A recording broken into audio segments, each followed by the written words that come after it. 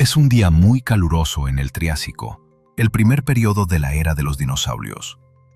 Un animal llamado efigia come plantas en un bosque perdido en el tiempo.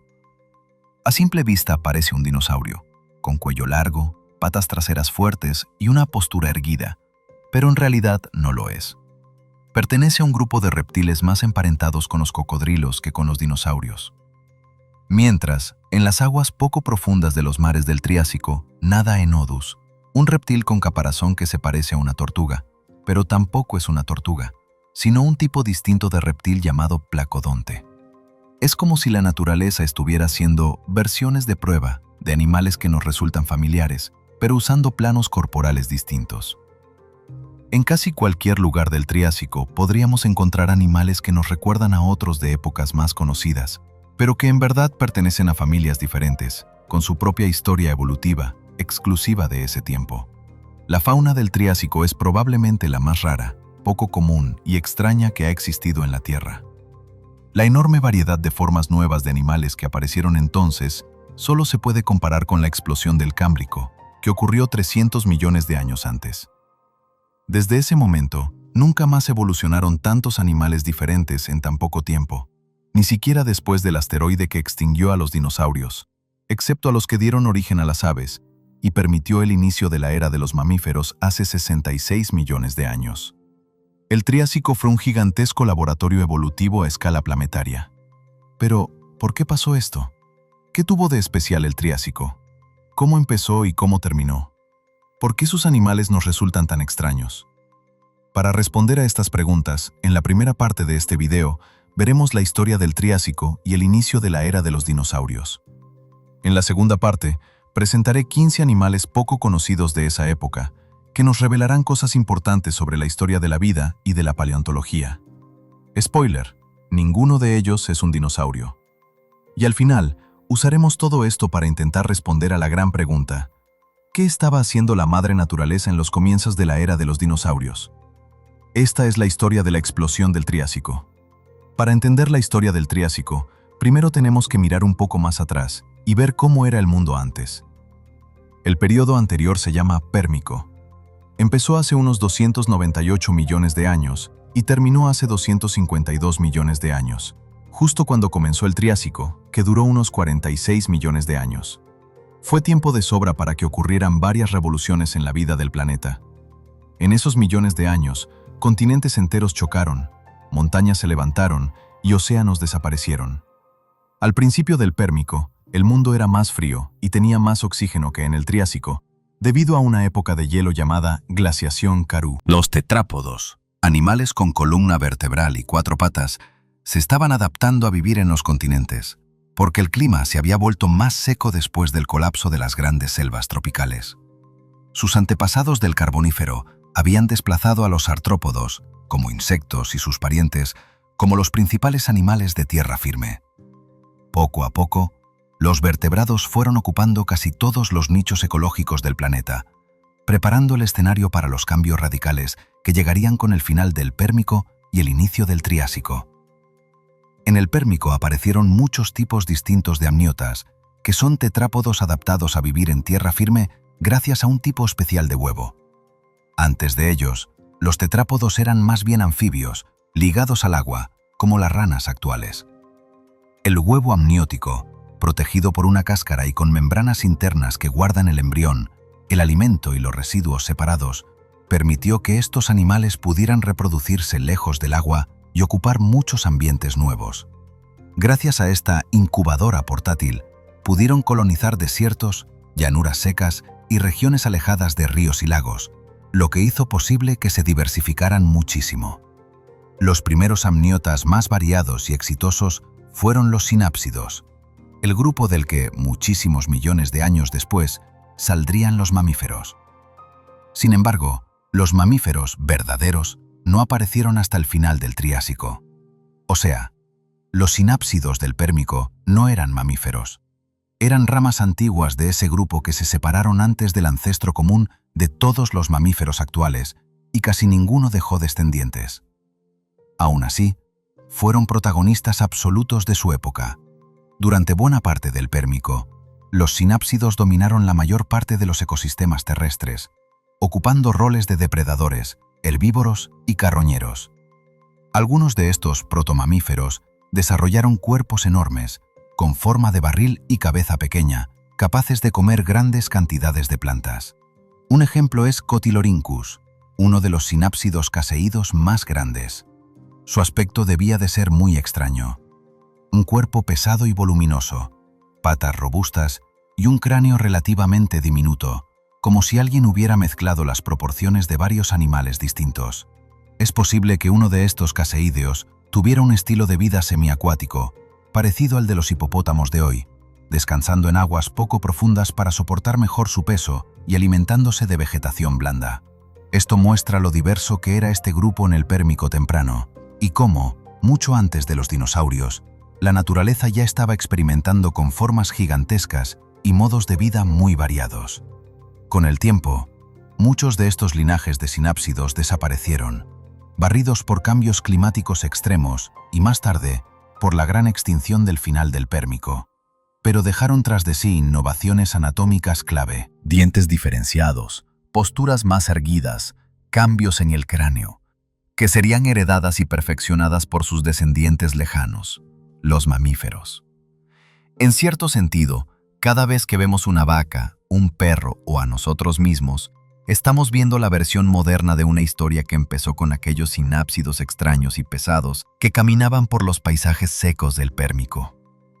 Al mismo tiempo, aparecieron otros sinápsidos carnívoros que más tarde dominarían los ecosistemas. Los pelicosaurios, como el famoso Dimetrodón, conocido por la gran vela en su espalda. Aunque muchas veces se confunde con un dinosaurio, vivió unos 50 millones de años antes de que aparecieran los primeros dinosaurios. Probablemente usaba su vela para regular la temperatura de su cuerpo, calentándose rápido por la mañana y perdiendo calor al atardecer. Algunos científicos también han sugerido que podría servir para exhibición, para atraer pareja o intimidar rivales. Su mandíbula ya mostraba una primera división entre distintos tipos de dientes, incisivos, caninos y molares primitivos, el comienzo de una masticación más eficiente y de una forma de alimentarse más parecida a la de los mamíferos actuales. En los últimos millones de años del Pérmico, los sinápsidos dieron lugar a formas más avanzadas, los terápsidos. Algunos, como los dinocefálidos y los gorgonópsidos, alcanzaron tamaños enormes y se convirtieron en los principales depredadores del planeta, con colmillos impresionantes y cráneos poderosos. Otros, como los dicinodontes, eran grandes herbívoros, con picos córneos y cuerpos robustos, capaces de procesar grandes cantidades de vegetación dura. El mundo entero estaba lleno de ellos. En casi cualquier continente habría sido más fácil encontrarse con un terápsido que con cualquier otro tipo de animal grande. Antes de la era de los dinosaurios, esta fue en realidad la era de los protomamíferos. Sin embargo, el Pérmico iba a terminar con la mayor tragedia biológica de la historia. Hace 252 millones de años, este periodo acabó con la extinción masiva más grande conocida.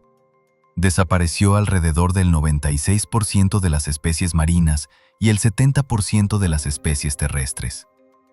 Los ecosistemas colapsaron casi por completo. Ni siquiera el asteroide que exterminó a la mayoría de los dinosaurios causó un daño tan extremo. Durante millones de años, enormes erupciones volcánicas en Siberia liberaron cantidades gigantescas de dióxido de carbono y metano a la atmósfera. La temperatura global subió, los océanos se acidificaron y se quedaron sin movimiento. El oxígeno disminuyó mucho y las cadenas alimentarias se fueron derrumbando una tras otra. Era literalmente un infierno en la Tierra.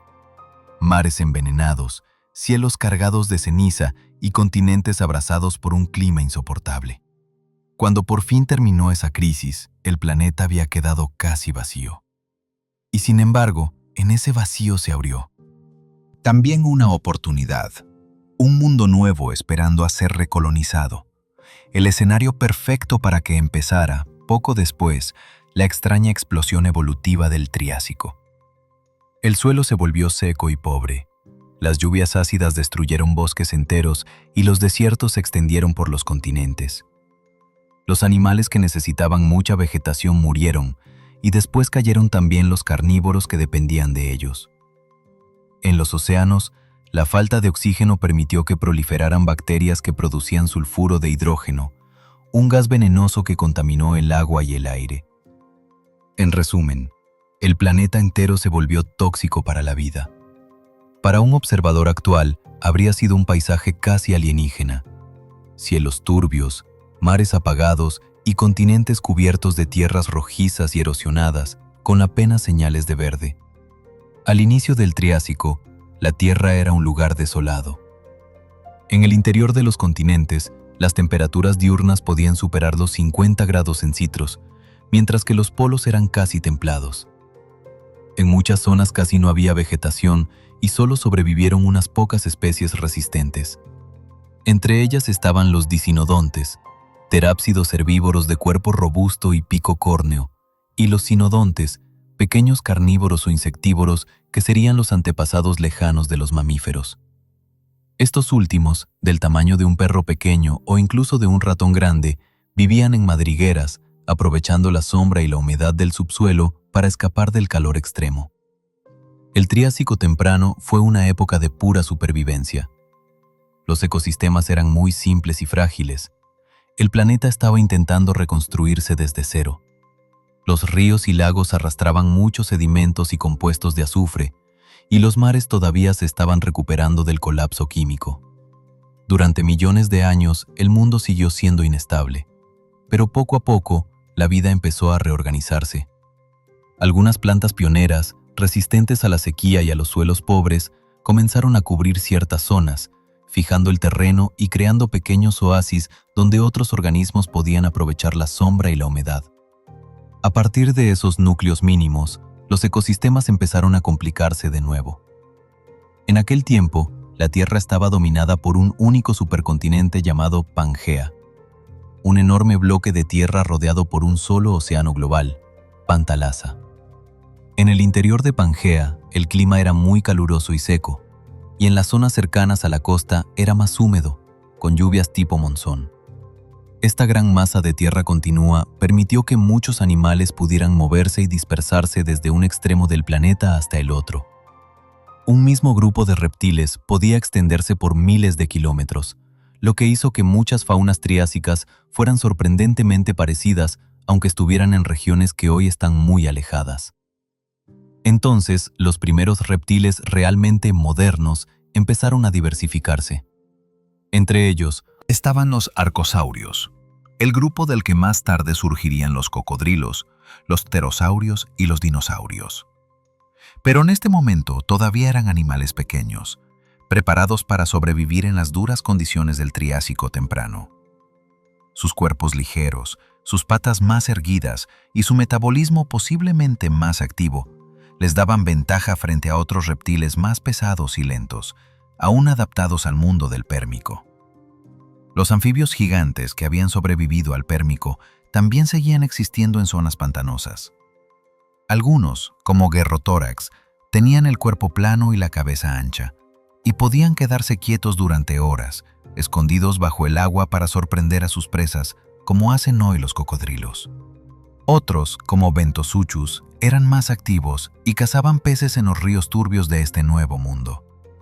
Eran recordatorios vivientes de una tierra más antigua, criaturas que parecían salidas de pesadillas prehistóricas, aferradas a sus últimos refugios acuáticos mientras poco a poco los reptiles y los futuros dinosaurios se preparaban para tomar el control de la vida en tierra firme. Poco a poco, los paisajes empezaban a cambiar. Los volcanes, que antes habían causado tanta destrucción, ahora enriquecían los suelos con minerales.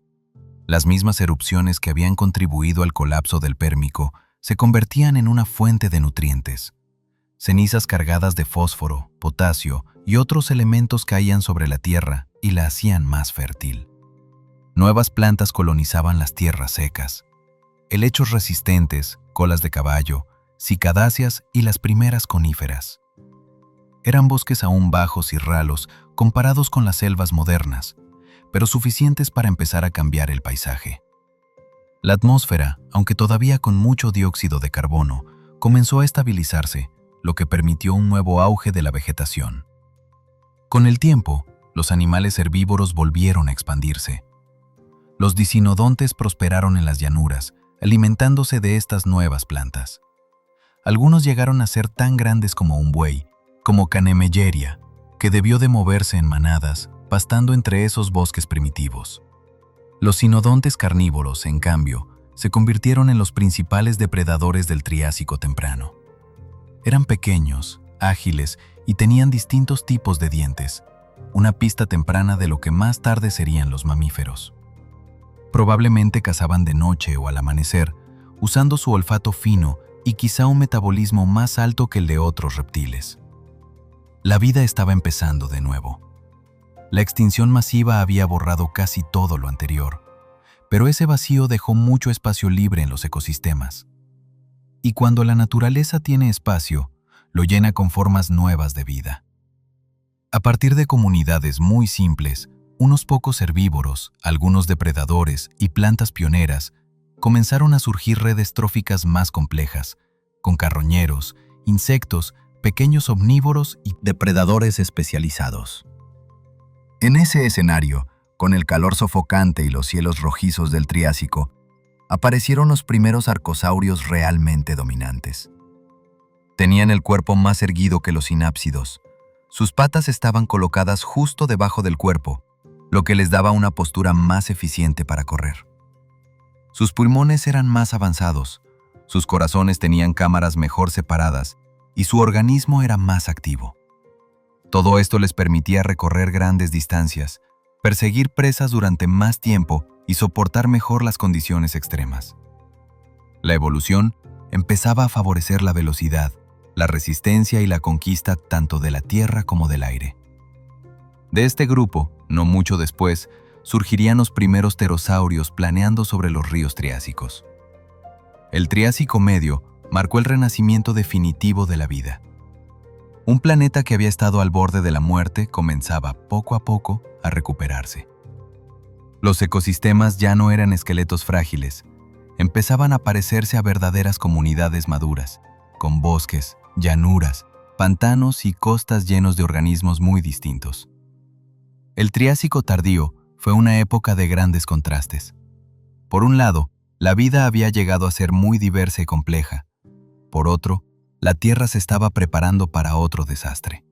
Los continentes se movían, los volcanes entraban en erupción y el clima empezaba a volverse inestable. Algo enorme se estaba formando bajo la superficie del planeta.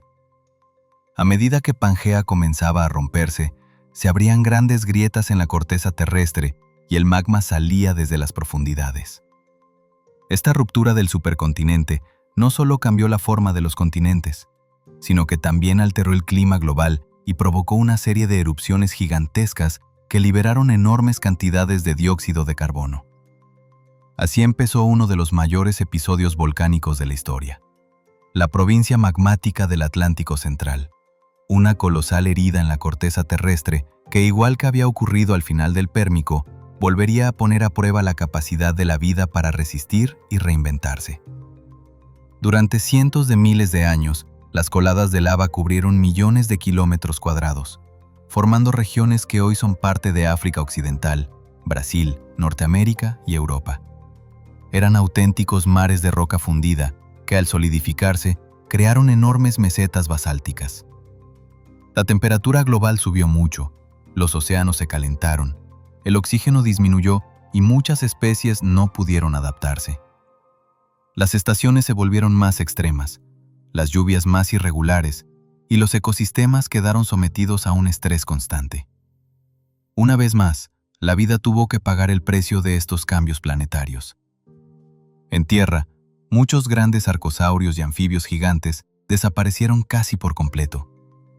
En el mar, los conodontes, amonoideos y muchos reptiles marinos murieron a causa de los cambios químicos en el agua. Fue la segunda gran extinción masiva en menos de 200 millones de años. Aunque no fue tan devastadora como la del final del Pérmico, su impacto fue muy profundo y cambió el curso de la historia de la vida. Cada una de estas crisis actuó como un filtro. Unas formas desaparecían, otras quedaban libres para expandirse. En medio de toda esa destrucción, hubo un grupo que logró sobrevivir y triunfar: los dinosaurios. Su cuerpo muy activo, sus pulmones eficientes y su postura erguida les ayudaron a soportar los cambios extremos del Triásico tardío. Probablemente muchos de ellos tenían metabolismos relativamente altos y crecían rápido, lo que les daba ventaja en un mundo inestable. Mientras muchas otras especies desaparecían, ellos se fueron expandiendo poco a poco, ocupando cada espacio libre del planeta. En solo unos pocos millones de años, los dinosaurios pasaron de ser secundarios a convertirse en los dueños de la vida en tierra firme. En esta época aparecieron los primeros gigantes verdaderos. Entre ellos estaban los saurópodos primitivos, antepasados de colosos como Brachiosaurus o Diplodocus. Caminaban en manadas, comían de las partes más altas de los árboles y fueron los primeros animales terrestres en alcanzar decenas de toneladas de peso. Su éxito se debía a un cuerpo muy bien adaptado, pulmones con sacos aéreos, huesos huecos y una digestión lenta pero muy eficiente, que les permitía procesar grandes cantidades de plantas de baja calidad nutritiva. Al mismo tiempo, entre los depredadores surgieron los primeros grandes terópodos, como Coelophysis y Liliensternus. Eran cazadores rápidos, que usaban su velocidad y sus mandíbulas llenas de dientes cerrados para derribar a sus presas. Cazaban en llanuras abiertas y bosques claros, aprovechando su agilidad y su vista aguda. En ellos ya se veían las características que, millones de años después, tendrían carnívoros famosos como Allosaurus y Tyrannosaurus rex. El Triásico también fue la época en la que aparecieron los primeros mamíferos verdaderos, descendientes de los pequeños sinodontes que habían sobrevivido al Pérmico. Eran animales diminutos, nocturnos y peludos, con buen oído y glándulas mamarias. Se alimentaban de insectos, pequeños invertebrados y quizás semillas. Vivían escondidos bajo el dominio de los grandes reptiles, pero esa vida discreta sería, en el futuro, su mayor ventaja. Cuando los dinosaurios desaparecieran, ellos ya estarían preparados para ocupar los huecos que dejarían libres. En el cielo, los pterosaurios se fueron haciendo cada vez más variados. Algunos, como Eudimorphodon, cazaban insectos con una precisión increíble, usando sus dientes puntiagudos como una especie de peine para atrapar presas pequeñas en pleno vuelo. Otros, como Peteinosaurus, planeaban sobre los bosques cercanos a la costa, aprovechando corrientes de aire caliente para ahorrar energía. Sus alas no eran como las de las aves, hechas de plumas, sino de una membrana de piel y músculo sostenida por un dedo enormemente alargado. Fueron los primeros grandes dueños del aire, mucho antes de que existieran las aves, y abrieron un camino evolutivo completamente nuevo, el de los vertebrados capaces de volar activamente.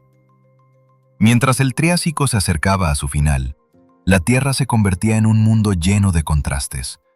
Enormes desiertos en el interior de los continentes, mares cálidos y poco profundos, y bosques tropicales en expansión. Los ecosistemas eran más complejos que nunca, pero también muy frágiles. Cualquier erupción volcánica o cambio climático podía romper fácilmente el equilibrio entre las especies. Era un planeta vibrante, pero viviendo al límite. Entonces, hace unos 201 millones de años, el Triásico terminó con otra extinción masiva. Los océanos volvieron a quedarse sin oxígeno, el cielo se oscureció por las cenizas volcánicas y los ecosistemas terrestres colapsaron. Pero esta vez, los dinosaurios no solo sobrevivieron. Ocuparon el lugar de muchos de los animales que habían desaparecido.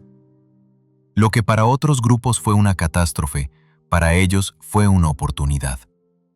Cuando la Tierra se recuperó de ese caos, comenzó una nueva era, el Jurásico. Los continentes ya empezaban a separarse, el océano Atlántico estaba naciendo y los dinosaurios se habían convertido en los dueños casi absolutos del planeta. A su alrededor, los pterosaurios dominaban los cielos y los primeros mamíferos se escondían en la oscuridad, esperando su momento. El mundo del Triásico, con sus criaturas extrañas, híbridas y experimentales, había desaparecido. Pero sin él, el reinado de los dinosaurios nunca habría sido posible. El Triásico fue como un laboratorio donde la naturaleza probó nuevas formas de vida, una época en la que la Tierra se reinventó desde las cenizas. Y aunque muchos de sus animales hoy nos parezcan sacados de la fantasía, fueron reales, caminaron bajo el mismo sol que vemos nosotros, y cada uno de ellos fue un paso más en la historia de cómo la vida aprendió a sobrevivir una y otra vez. El Triásico fue una época de experimentos biológicos como nunca antes. En ningún otro momento la evolución se atrevió a probar cosas tan raras. Cada animal parecía una idea nueva, una prueba de la naturaleza para ver qué funcionaba y qué no. Muchas de esas formas extrañas se extinguieron sin dejar descendientes, pero el simple hecho de que existieran nos muestra que la vida no sigue un camino recto, sino que es una mezcla constante de caos y adaptación. A veces, las ideas más extrañas son solo intentos fallidos.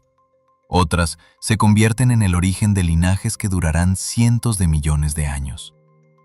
Entre los animales más raros del Triásico estaba Tanystropheus, un reptil con un cuello increíblemente largo, 3 veces más largo que el resto de su cuerpo. Sus vértebras del cuello eran tan estiradas que su esqueleto parece casi una broma.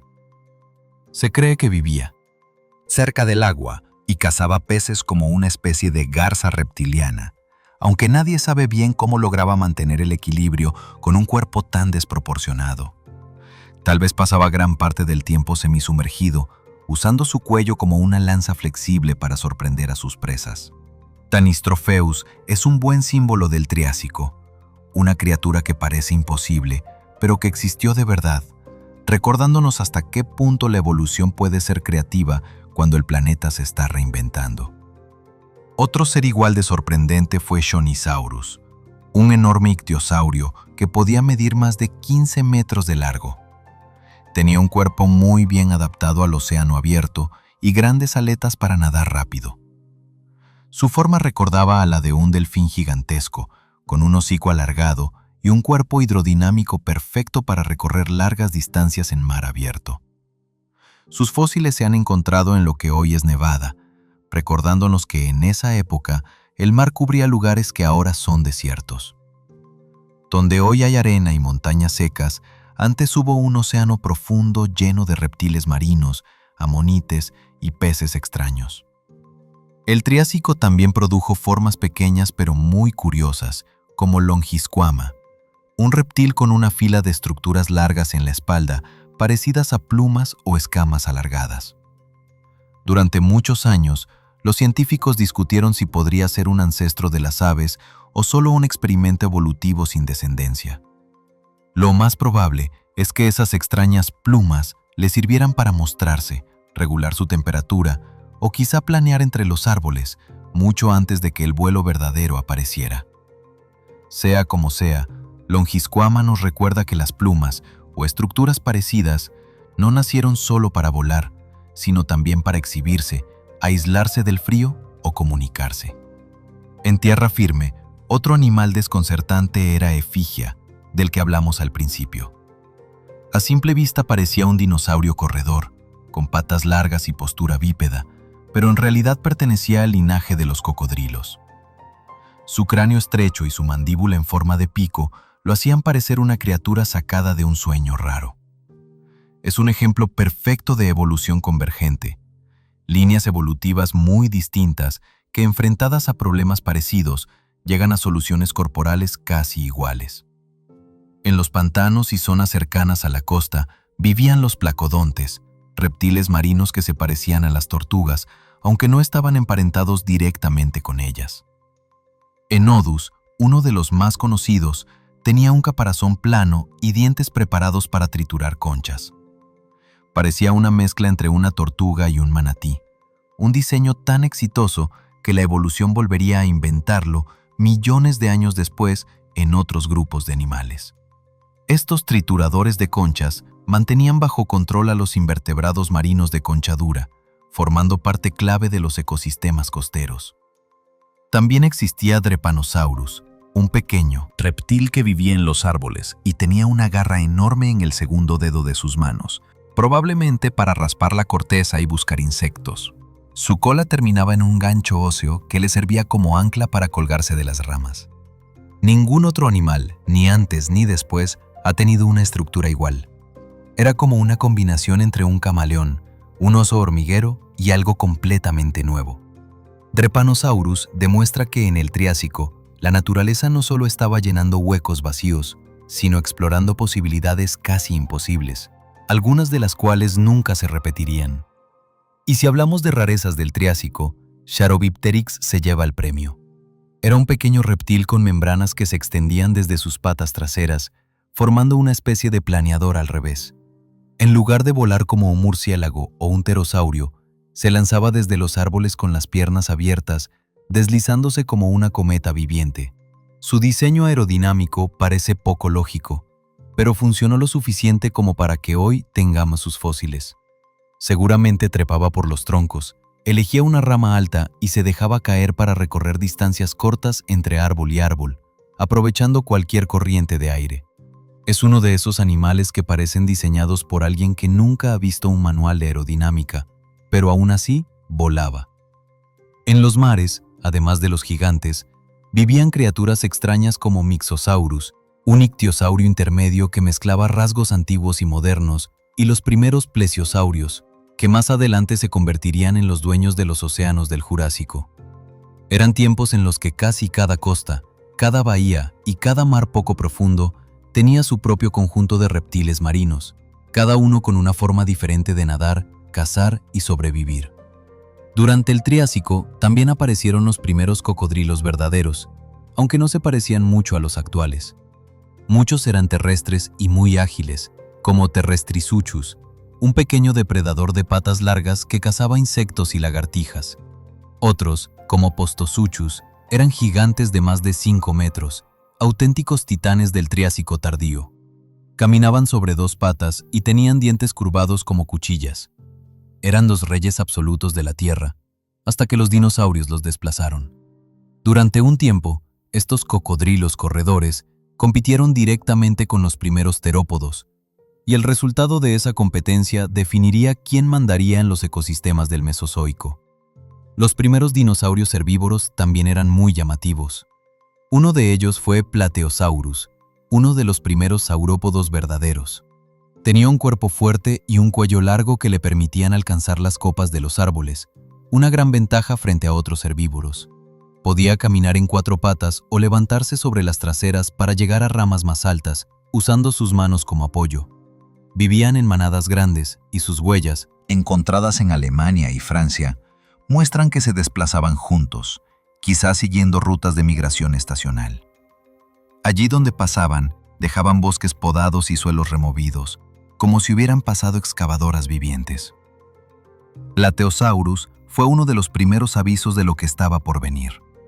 Un mundo dominado por gigantes de cuello largo que transformarían los paisajes del Jurásico.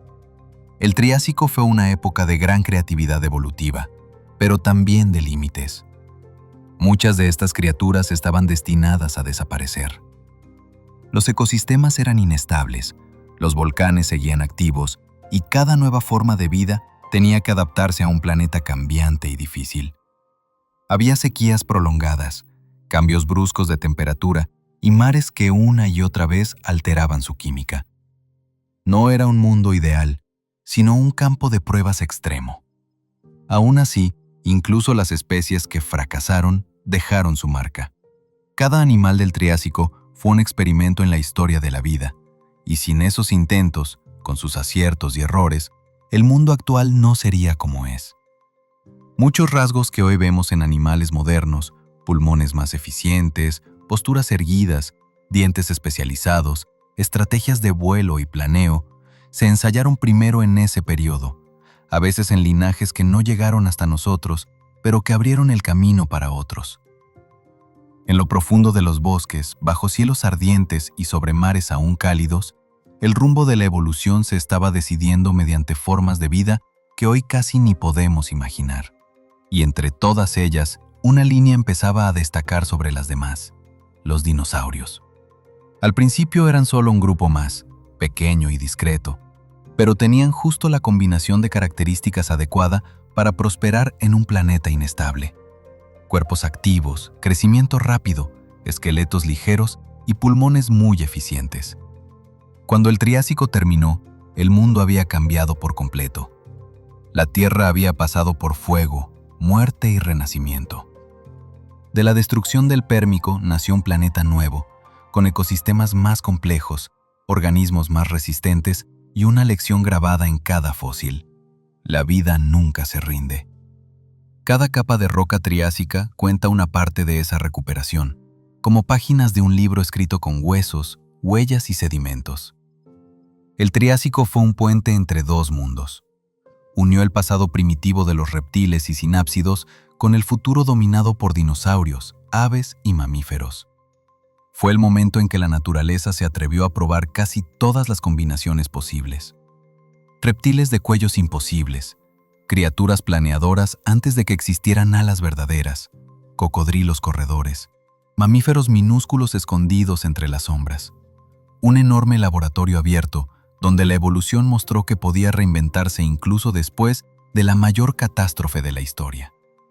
Sin ese periodo raro, experimental y turbulento, el mundo tal como lo conocemos, incluyéndonos a nosotros, jamás habría llegado a existir.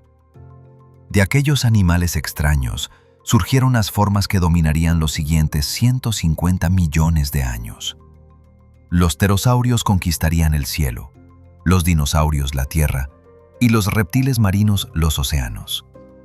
Y en las sombras, pequeños mamíferos nocturnos aprenderían a sobrevivir, esperando la oportunidad que llegaría mucho después, cuando los grandes reptiles desaparecieran.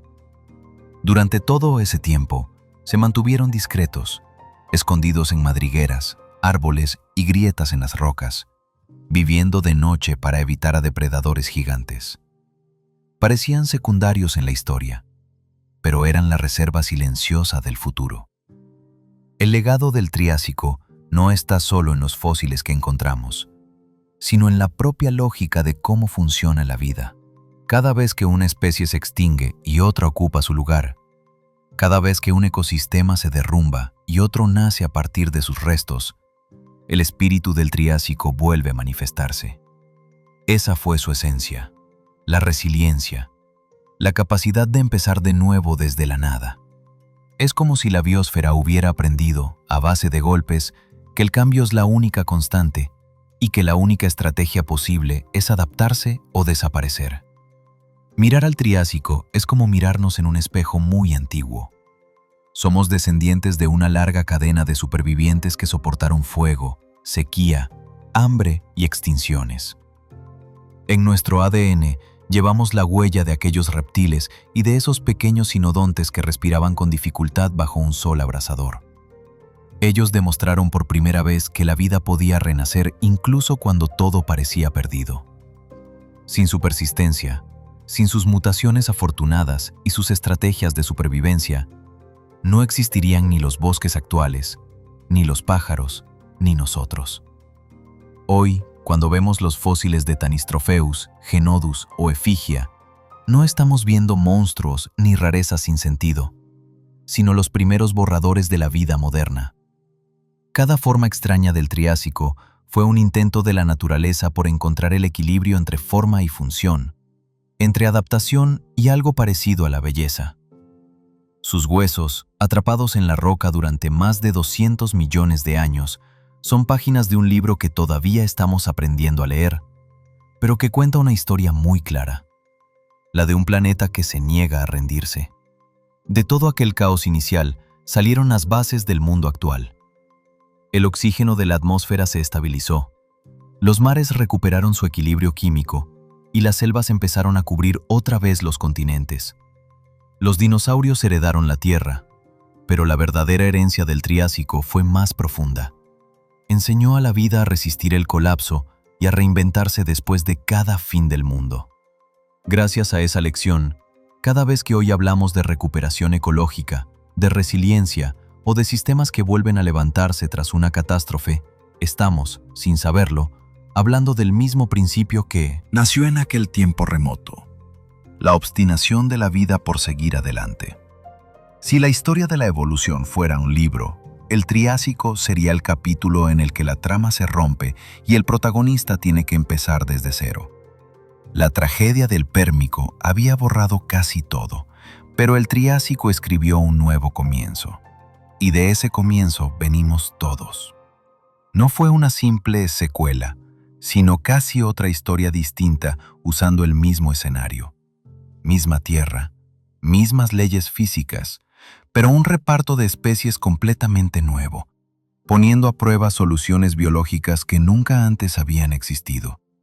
Cada especie que ves hoy, aves, mamíferos, reptiles e incluso nosotros, lleva dentro una huella invisible de ese periodo.